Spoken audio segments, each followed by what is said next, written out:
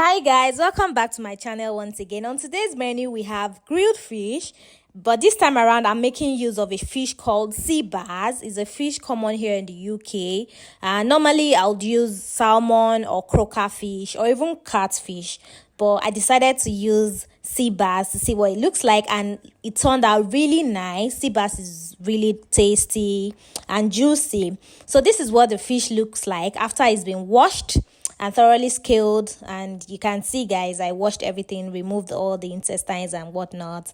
So this is it, and these are the ingredients. We have paprika pepper, we have scotch bonnet pepper, we have sliced onions, and we also have chopped onions. So this is the pepper in its roughly blended state. Then we also have bell peppers. Of course, this one is just for garnishing and everything. Then we also have extra bell peppers again. You see how I use those ones later on in the video. So let's get started, guys. So at this point I try to remove the moist from the fish.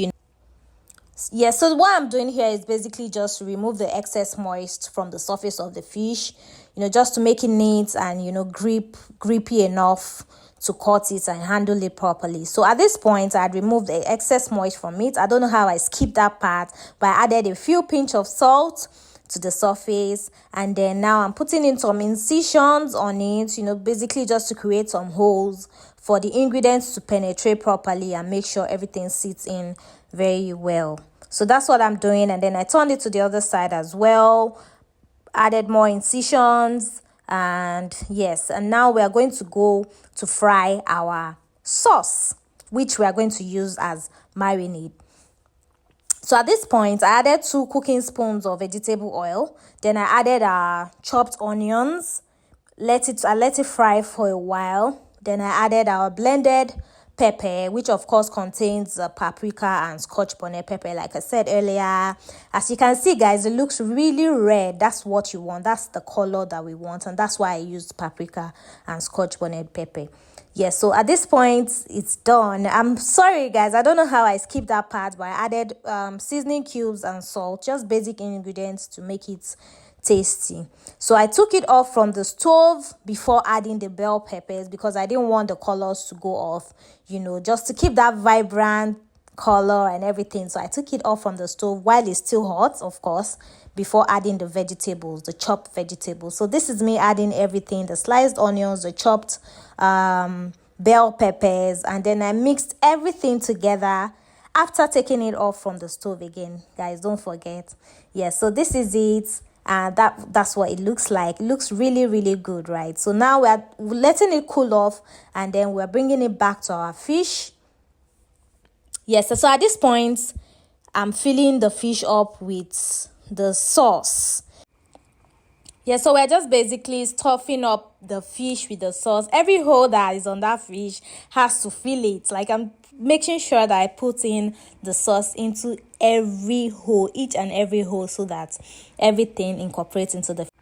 So I added 2 garlic cloves into the fish again, just to make sure the juice of the garlic also enters into the fish. And then I flip it to the other side, and then I added more and more and more sauce into it. Guys, we want to be generous with this sauce because that's the only thing we are using, and want it to be tasty and yummy. So we're adding the sauce again to every part of the fish, and then at this point I left it to marinate for about 15 minutes, and then I went ahead to grease my pan and set my oven on, just basically preheat the oven before the fish goes in and everything. So I put the oven on a 250 degrees and greased my oven pan with oil, added parchment paper to it while waiting for the fish to come up. So after doing that, then I brought in the vegetables. Remember, the bell peppers are just cut from, you can use remnants. You can use any remnants or anything, just basically to add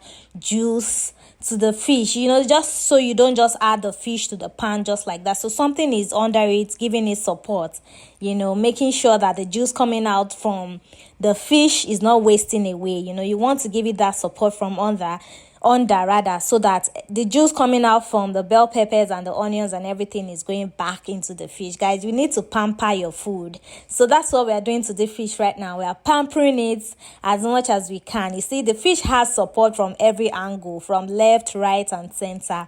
So at this point, I covered everything up, put it in the oven for 15 minutes, and then I brought it out, removed the lid. This is what it looks like after 15 minutes of being in the oven. So I removed the lid just so that the top grills properly. But at this point, it was already cooked. It was done, but I needed it to look grilled. I needed it to give me that look, you know. So after 15 minutes, I removed the lid and then I took it back to the oven and allowed it grill without the lid, and you know, basically just support it with all the vegetables, making sure everything is going back under it and nothing waits. You can see the juice from the vegetables. So at this point, I now added the dill leaves and everything that I forgot to add initially. So I added everything back again, and then I took it back into the oven. So it was in the oven for another 10 minutes after I had removed the lid, and this is what it looks like, guys. This is the final result.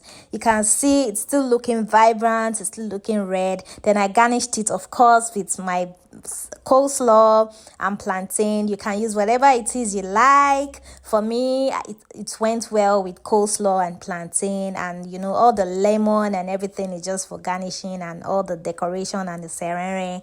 So this is what it looks like, guys. Let me know if you're going to try this out. Let me know in the comment section. Let me know which fish you're going to use. I really enjoyed this particular fish. It was really juicy and white, and yes, so if you haven't subscribed to this channel, please do so. I'll really appreciate it, and till I see you guys again in my next video, please take care of yourselves and God bless you. Bye bye.